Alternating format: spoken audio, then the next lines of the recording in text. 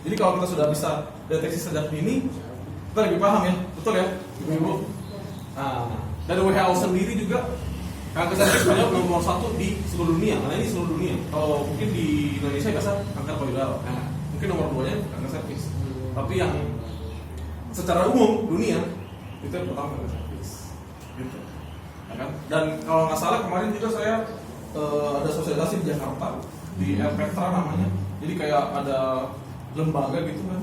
Dia bilang memang pemerintah sekarang lagi banyak sosialisasi, betul nggak? Iya. Ada ya? Beberapa tahun, mungkin beberapa tahun ini lah, adalah sosialisasi tentang kanker cervix. Nah itu mungkin salah satu yang ngajak kita. Ya. Dan 9 dari 10 kematian melanda negara menengah dan negara miskin. Nah, mungkin kenapa negara menengah dan miskin itu kena paling banyak? Pertama mungkin ya karena edukasi mungkin tentang kanker cervix kurang. Yang kedua mungkin masalah higienitas. Nah itu akan kita bahas. Oke, next. Nah, ini bicara-bicaranya apa sih? Nah ini mungkin bisa mau dicatat juga boleh, mau dihafal, di foto boleh juga. Nah, jadi dapat terjadi tanpa gejala juga. Ya, tapi ini ada beberapa gejala. Yang pertama mungkin pendarahan abnormal di vagina, ya kan? Nah, contohnya ketika mungkin periode normal haid, contohnya nih ya, ibu-ibu mungkin ada yang periode cuma 4 hari atau 5 hari, ya kan? Nah, tapi biasanya ada tambahan, ya kan? Ada tambahan seperti itu. Nah, itu juga kita bisa kita bisa menilai dari situ. Tapi nggak langsung kalau ada tambahan 1 kali udah pasti kanker, enggak. Itu salah satu contohnya, gitu, ya.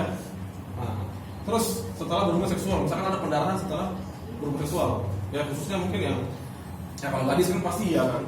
Tapi kalau misalkan sudah memang berkeluarga atau segala macam, sudah pernah berhubungan seksual, kalau ada pendarahan, nah itu juga perlu kita garis bawahi. Ya kan? Pertanyaannya kan dari mana darahnya?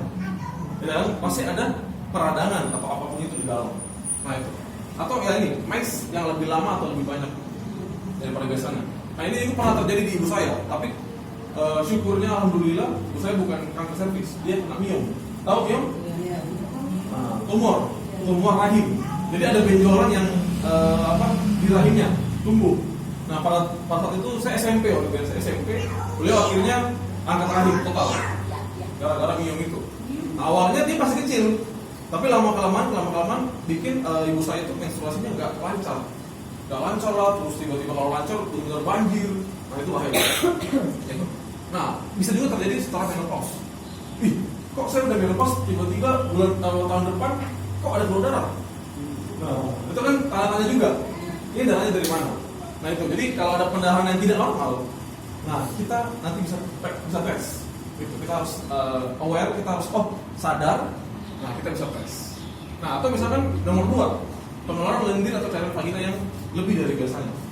Nah biasanya kan kalau wanita kan saya yakin lah pasti biasa ada keputihan ya, tapi mungkin tidak banyak, ya kan? Normal lah ya, normal. Atau misalkan tidak disertai dengan darah.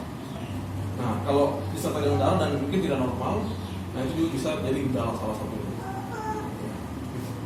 Nyeri panggul atau nyeri punggung bagian bawah di sini, ya kan? Nah kalau ini sangat mengganggu sekali, nah itu berbahaya juga, ya kan? Nah atau nyeri saat berhubungan seksual. Nah ini juga di asli ini.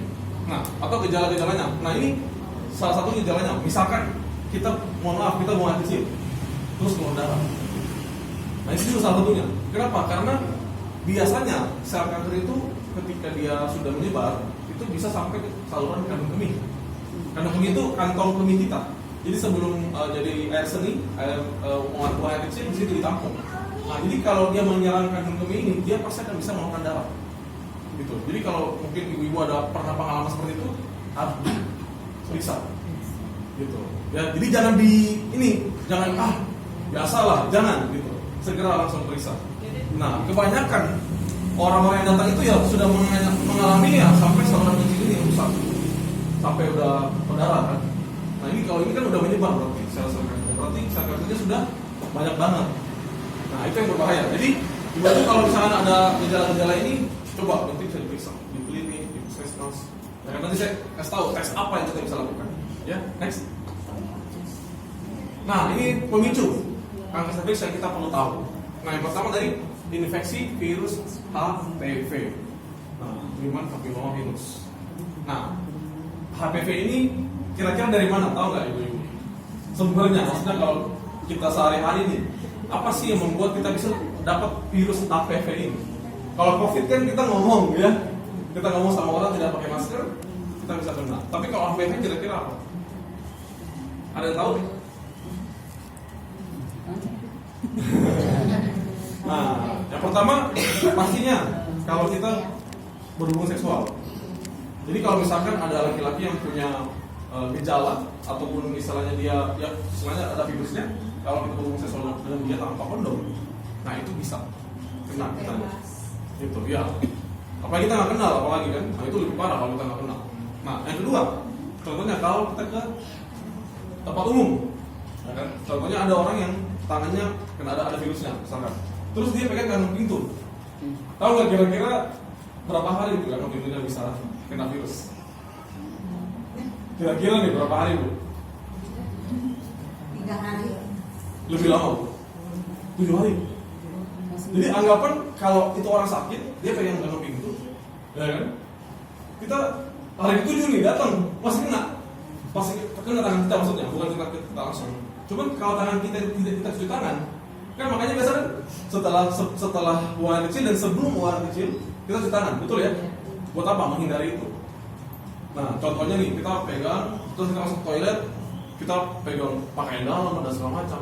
Nah itu kan bisa, yang bisa penularan ke dalam. Nah itu, jadi bahaya banget. Ini virus HPV. Jadi bukan cuma dari seks bebas, tapi juga dari salah satunya itu. Kalau dia ada pegang, ya kita nggak tahu dia pegang kenapa. Yang penting ada virusnya, dia pegang dengan pintu, ya pokoknya apalah, kloset, ya kan? Kalau kloset duduk, makanya kan kalau ibu-ibu datang ke mall, apa yang kloset duduk, soalnya bawa tisu basah, apa sanitizer. Nah itu tuh penting. Dan saya juga kasih tahu ke kakak saya, ke adik saya kan cewek kan. Nah, saya kasih tahu mereka. Jadi higienitas itu penting. Nah, apalagi cewek-cewek ini, ya kan? Nah, nomor 2, penyakit penular seksual. Nah, misalkan kalau kita mungkin ada riwayat atau misalkan lelaki yang berhubungan seksual dengan kita ada riwayat ini, itu juga bisa menularkan HPV. Itu yang tadi saya bilang kan. Gitu. Jadi kalau dia ada sifilis, misalkan pada sini atau gonorrhea, kencing nanah, nah itu juga ada virus HPV-nya di situ. Nah itu bisa menularkan kita. Jadi kalau kita pernah berhubungan sama dia, kita punya potensi yang lebih tinggi, gitu, ya kan? Nah ini aktif secara seksual di bawah usia 18 tahun. Nah kenapa bisa seperti ini Pak? Kan mungkin kalau di daerah-daerah, khususnya daerah saya juga sempat banyak cewek-cewek gadis-gadis yang usianya di bawah 18 tahun udah nikah, gitu. Nah kata penelitian, biasa wanita umur 18 tahun ke bawah itu belum siap rahimnya, gitu. Jadi bisa menimbulkan radang di situ. Kalau misalkan ada aktif secara seksual di bawah 18 tahun, ya kan? Makanya biasa orang kan lebih sarankan, oke, umur 20-an ke atas lah baru nikah. Nah itu suka gonta-ganti pasangan seksual ya, sama lah ya. Kita nggak tahu asal usulnya ini orang dari mana, terus kita gonta-ganti, nah itu berbahaya. Merokok, ada yang merokok di sini?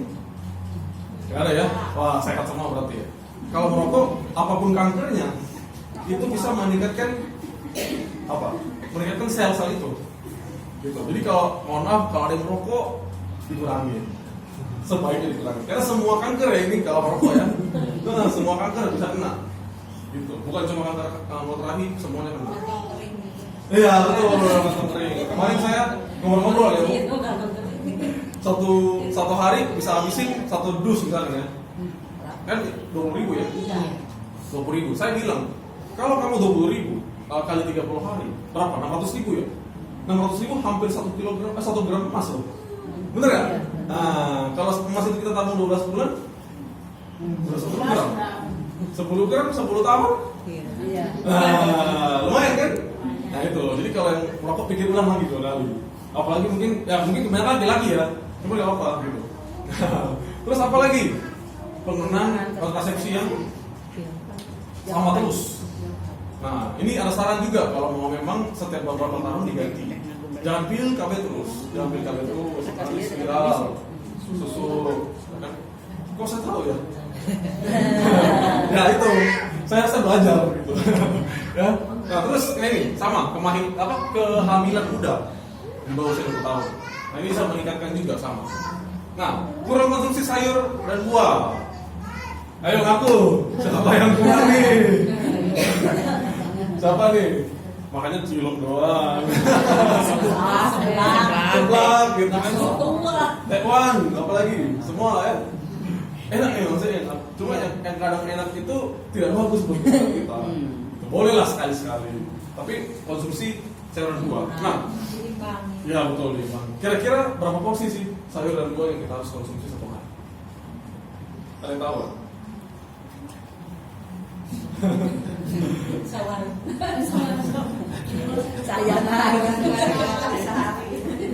Betul, 3 porsi bu.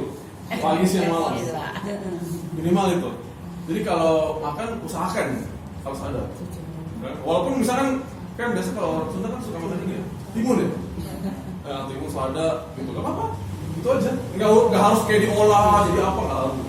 Karena ya lalap gitu. Campur sambal kan enak. Makan aja. Ya gitu.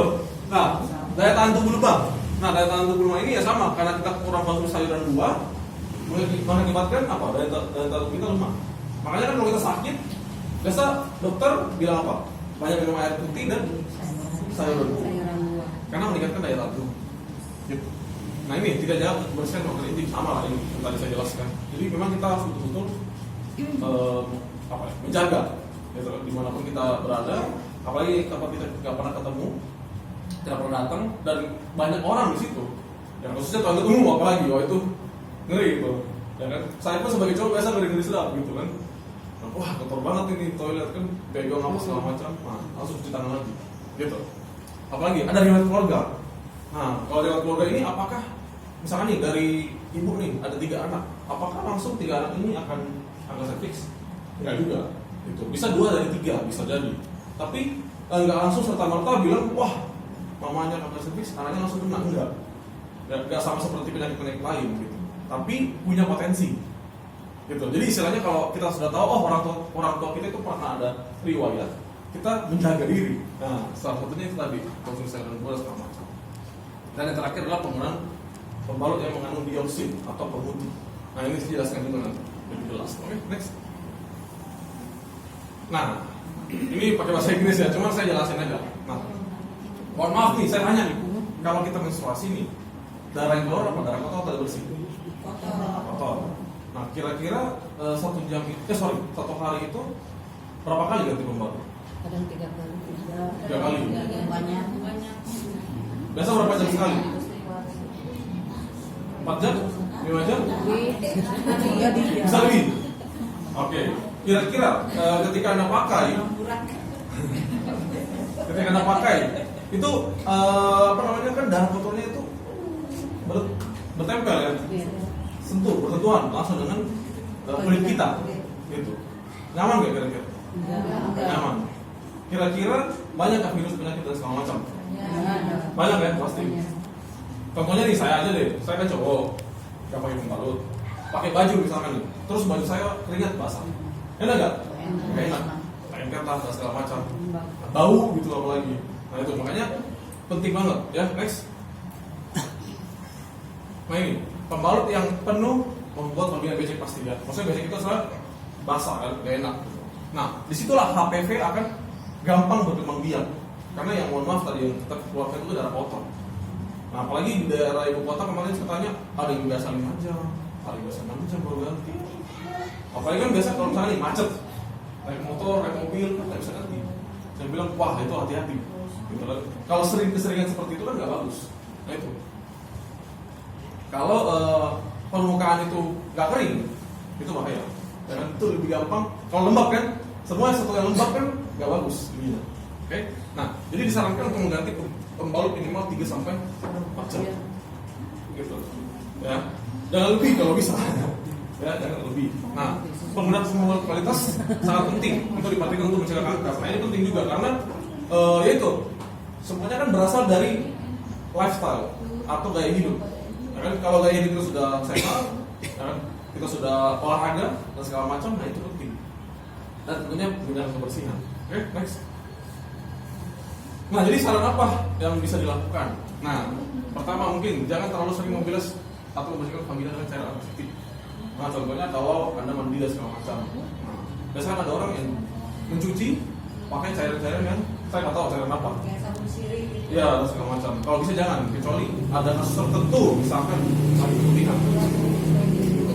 Kenapa? Karena itu mengganggu kelembapan vagina. Gitu. Jadi usahakan jangan. pH-nya betul. pH-nya bisa naik. Gitu.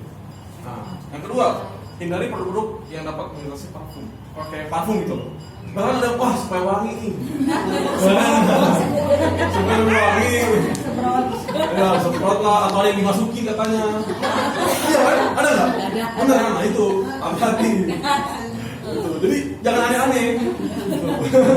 Jangan aneh-aneh bu. Pakai bilas pakai air aja. Itu bagus. Ya kan? Gitu. Ya kalau biasa pakai ya dikurangin kan. Nah kalau misalkan memang ada kegiatan seksual ya pakai kondom itu bagus. Gitu. Vaksinasi HPV. Ada yang sudah pernah vaksin HPV? Belum pernah ya? Belum.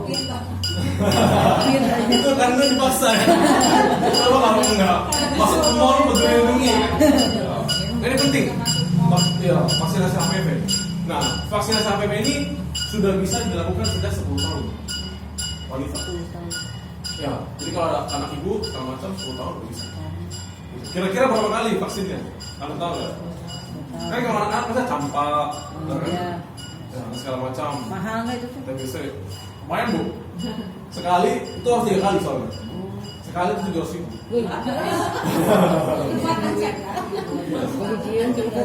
Sama kayak COVID kan, kalau kita vaksin belum tentu kita nggak kena. Tapi kalau kena minimal tidak separah, tidak separah orang yang tidak vaksin gitu loh. Nah jadi bagus juga. Mungkin ibu-ibu kalau belum vaksin, Pak saya sudah mau menopause, boleh vaksin nggak? Boleh, nggak apa-apa. Umur 40, umur 30 nggak apa-apa. Harus 3 kali itu kan? 3 kali. Jangka waktunya berapa? Nah itu saya kurang tahu, nanti coba tanyakan aja ke tukang vaksinnya. Gitu, ya. Nah tapi usahakan bisa vaksin, ya kan? Nah terus bisa juga tes dengan IVA namanya atau pap smear. Tahu ya, ibu-ibu pap smear tahu lah ya. Kalau misalkan udah pernah hamil dan melahirkan, pasti tahu. Kalau anak-anak muda mungkin belum. Kan? Nah kira-kira 1 tahun itu idealnya berapa kali maksudnya? 2. Betul 2 kali. Jadi setiap 6 bulan kalau bisa. Tapi kalau misalnya nggak sempat ya udah 1 tahun nggak apa-apa. Cuman vaksin ini untuk apa? Untuk melihat. Untuk ngecek. Mahal. Ya. Lebih mencegah betul ya. Lebih mencegah betul. Memang mahal sih, semua mahal pasti. Gitu. Ya kan? Tapi lebih mahal kalau udah sakit. Betul kan? Iya. Ya, kalau kita kanker itu lebih parah. Kemoterapi lah, segala macam. Nunggu yang gratis, Rek. Oke, siap. Nah, terus nggak merokok. Ya ini pasti. Ya tadi sudah singgung. Terus mengkonsumsi makanan yang bergizi.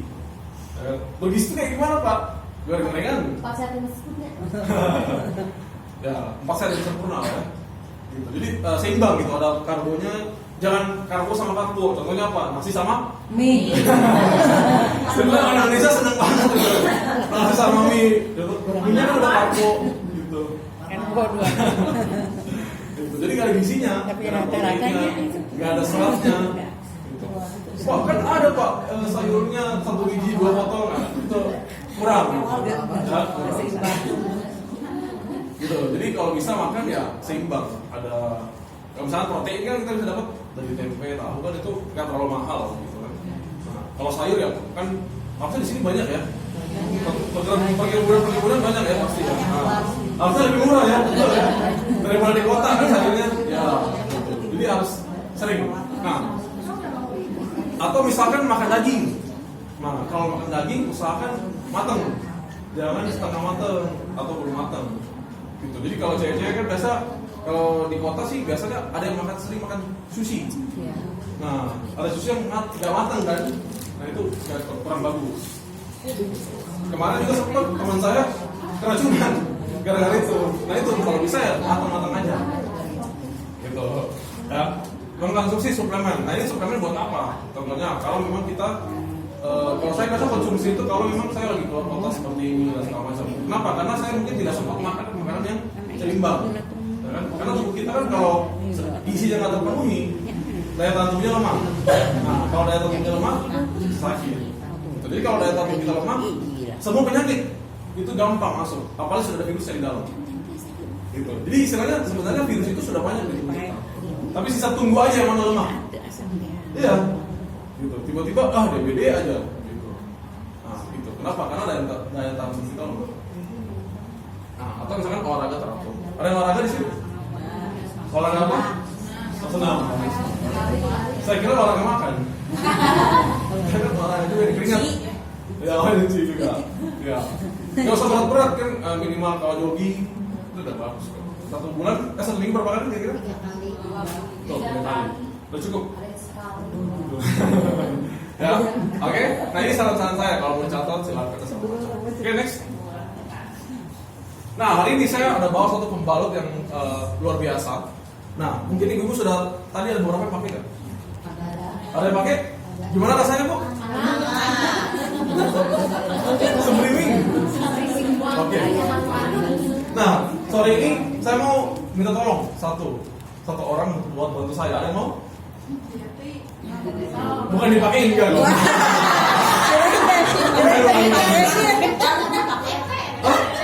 Kalau cowok bisa pakai. Kalau ambilnya bisa. Nanti saya jelasin ke soal ambilnya. Ada yang mau bantu saya satu orang? Ada yang mau bantu saya satu orang? Kita demo? Boleh, silakan.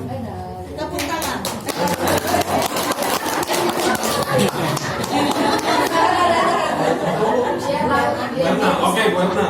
Hari ini Bu Erna dibayar sama saya? Ya.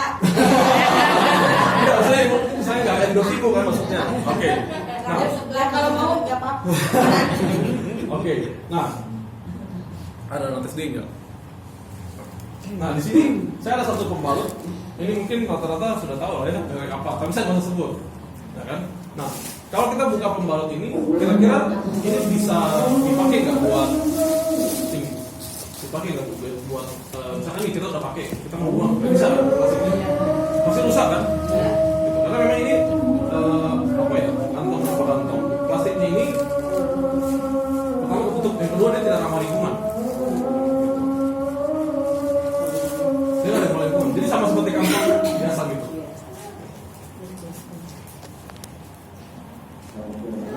Saya ditempel. Nah ini saya bawa latex kan. Nah latex ini dia kayak diisi basah. Kita bisa langsung buka tutup di sini. Di penyamping. Nah ya gitu.